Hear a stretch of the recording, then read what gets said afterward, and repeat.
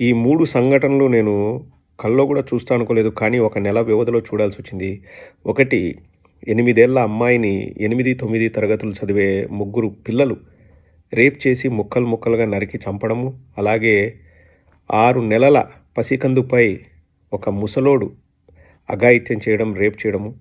రెండవది నడి రోడ్డు పైన అందరూ చూస్తుండగా ఒక వ్యక్తి ఇంకొకడిని నరికి, నరికి, నరికి చంపడము.